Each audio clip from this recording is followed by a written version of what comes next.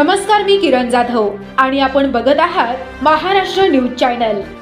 बातमी प्रत्येक क्षणाची, जनतेच्या न्याय आणि हक्काची, सामाजिक राजकीय प्रश्नांची दखल या जाणून घ्या दररोजच्या घडामोडी।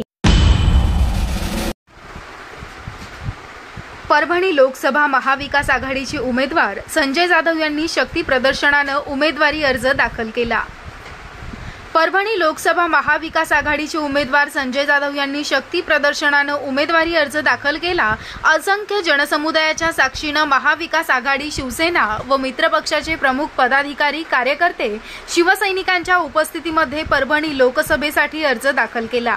शिवसेना पक्षप्रमुख उद्धव साहेब ठाकरे, महाविकास आघाडीचे प्रमुख नेते यांनी परभणी लोकसभा उमेदवार संजय जाधव यांनी सांगितलं की माझ्यावर विश्वास टाकला आणि परभणी लोकसभेच्या आपल्या बालेकिल्ल्यामध्ये उत्साहात भरती आले।